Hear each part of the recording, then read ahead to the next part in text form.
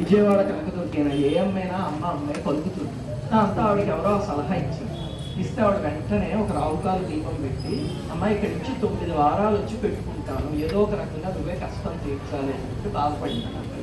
అది సరే అని చెప్పి దీపం పెట్టుకుని ఇంటికి వెళ్ళింది. వాళ్ళు ఆయన అడిగారు, ఏమైంది అంటే 9 వారాలు ఆలోచించి 2 నెలలు ఇచ్చేస్తాన్నారండి, ఇప్పుడు ఏదో సర్దుబాటు కావట్లేదు, 2 నెలలు ఇచ్చేస్తారు. ఆయన ఓహో కావస్తు అవుతుంది. ఆ 2 నెలల్లో 9 వారాల్లో ఇప్పించే మాట ఎవరిది? దుర్గమ్మది, ఆ బంధువుది కాదు. భరోసా అనమాట దుర్గమ్మ. ఇంకా 2వ వారం వెళ్ళింది, రావుకాలు దీపం పెట్టింది. మంగళవారం నాడు ఎక్కడికి వెళ్తున్నారో భర్తకి చెప్పలేదు, ఇంటికి వెళ్తుంది అనమాట. ప్రతి మంగళవారం అంతే కదా, అమ్మ దగ్గర వెళ్తుంటే 3వ వారం అయింది, 4, 5, 6, 7 వారాలు అయిపోయి ఎక్కడ అవతల వైపు నుంచి ఏ కదలిక లేదు.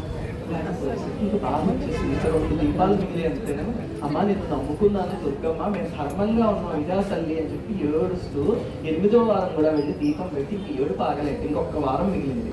అమ్మవారి ముందు ఎలా ఏడ్చేసి, ఏమిటి తల్లి ధర్మానికి పోతే ఇదా మాకు ధర్మాన్ని రక్షిస్తావంటారు కదా, ధర్మో రక్షతి రక్షిత అంటారు, ఇదా నువ్వు చేసేది వెక్కి ఏడ్చేసింది అమ్మవారి దగ్గర.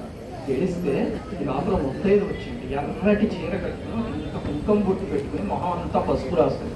ఏమిటే ఏడుస్తావు, వచ్చే వారం దీపం పెట్టు, నీ కష్టం తీరిపోతుంది పో అని చెప్తే ఇలా చెప్తుంది. నా కష్టం ఏమిటో ఈవిడికేం తెలుసు అని చూస్తే లేదు, వెళ్ళిపోయింది.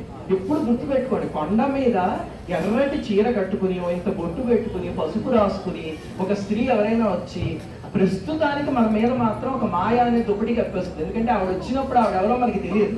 ఆ దుప్పటి కప్పించుకుని ఓహో ఎవరో మనిషి అనుకుంటా, ఆవిడ వెళ్లే ముందు ఆ దుప్పటి తీసేసి వెళ్ళిపోతుంది, చూస్తే కనిపించదు.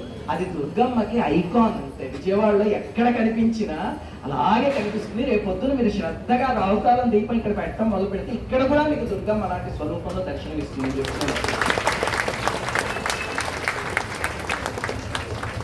అయితే నీకు అంతే, నీ కష్టం తీరిపోతుంది పో అంది. చూస్తే అవ్వట్లేదు. అయితే అప్పుడు ఆవిడకి ఆలోచన వచ్చింది, అమ్మవారు కనిపించారు.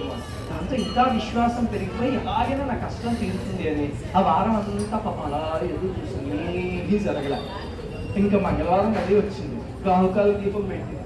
దీపం కూడా అయిపోయింది, 9 దీపాలు అయిపోయి ఏమీ జరగలేదు. అయితే కిందకి వారం వచ్చింది, దుర్గమ్మ గారు ఎవరో నేను బాధపడుతున్నాను స్కూల్కే చెప్పారేమో అని.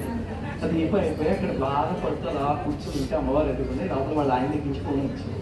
ఫోన్ వస్తే ఏం చూడంటే నువ్వు ఎక్కడ ఉన్నావు అని అడిగాను. దుర్గమ్మ గుడి అని చెప్పలేదు, 9 వారాల నుంచి ఎక్కడ బయటకు వచ్చానంటే అర్జెంటుగా ఇంటికి రావచ్చు అని.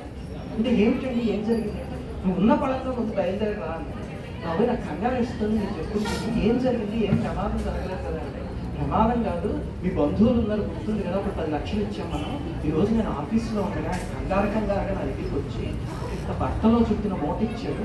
ఏమిటిది అని తెలిసి చూస్తే మన 10 లక్షలు ఉన్నాయి అందులో.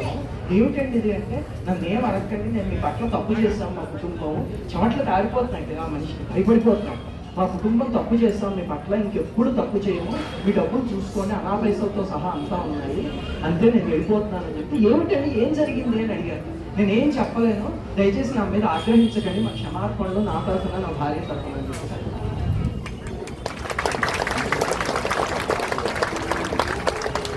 ఏంటండి